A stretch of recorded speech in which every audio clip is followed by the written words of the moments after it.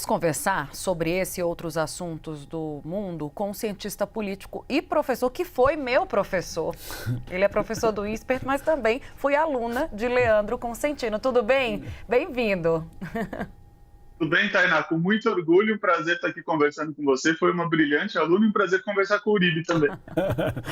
Professor, que ótimo. Vamos começar por esse ponto, depois a gente tenta destrinchar outros assuntos que estão fervendo no mundo. Bom, eu queria olhar um pouco para a eleição, né? Porque ali na fala do Biden, houve uma provocação inicial do Donald Trump sobre esses sequestros, de que as pessoas não teriam nem sido sequestradas, se fosse com ele ali à frente da presidência. O Biden acabou respondendo ao final da sua fala. Isso já entrou, né, na pauta das eleições, assim como qualquer coisa, né, que surja de polêmico a partir de agora, qualquer movimento que seja feito, né? Mas quem tende a ganhar, quem tende a perder, quais são os discursos que são adotados pelas duas frentes, tanto pela Câmara agora quanto pelo Donald Trump em relação a isso? Qual é o peso, né, dessas trocas para as eleições presidenciais nos Estados Unidos? Tainá, é importante a sua pergunta, porque normalmente aqui no Brasil a gente não olha a política externa como um tema importante para o momento eleitoral, mas isso nos Estados Unidos é completamente diferente, até pela vocação que os Estados Unidos têm aí de olhar sempre para fora e se engajar em assuntos internacionais. Isso traz um peso muito importante para a disputa eleitoral dos Estados Unidos, que a gente já sabe está chegando perto, aí está em novembro, está às portas aí de ser realizado. Então, de um lado, a gente tem o Joe Biden capitalizando isso a favor dos democratas, da sua candidata agora, Kamala Harris, né? Buscando dizer, olha, eu sou alguém que vence pela palavra, pela negociação, é possível achar espaço para isso. E, de outro lado, Donald Trump esgrimindo um discurso dizendo, olha, se fosse comigo, nem precisaria desse tipo de coisa, porque a gente não teria essa quantidade de reféns ali, de prisioneiros ali para serem trocados, né?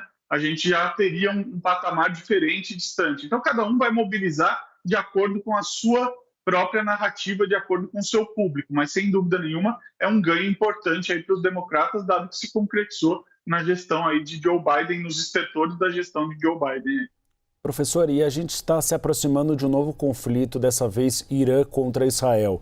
O Irã já disse que deve retalhar a morte desse que é um dos comandantes do Hamas, assassinado em solo iraniano.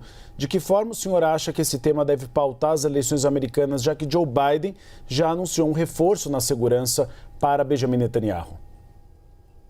Uribe, a questão aí é bastante delicada para os Estados Unidos, não só por uma escalada aí dentro da política do Oriente Médio. A gente tem aí um momento talvez único onde o Irã e Israel estão elevando as temperaturas, não que isso não tenha acontecido antes, mas de forma a chegar num conflito quente, isso nunca aconteceu antes. E da maneira como essas mortes dos líderes do Hamas foram conduzidas, violando soberania, isso pode certamente pautar muito do que vai acontecer nesse segundo semestre e respingar nas eleições norte-americanas. E também temos que lembrar a própria posição aí de Israel, dos judeus, né? Tem uma série de questões importantes. Por exemplo, um dos mais cotados para vice da Kamala Harris é Shapiro, que é um judeu que já fez críticas abertas e desbragadas ao mundo árabe, assumiu uma posição pró-Israel diante dos ataques ali de outubro do ano passado. Então, todo esse tabuleiro vai ser muito importante para ser verificado. E vamos lembrar também que o conflito no Oriente Médio se inscreve ou está inserido num conflito maior,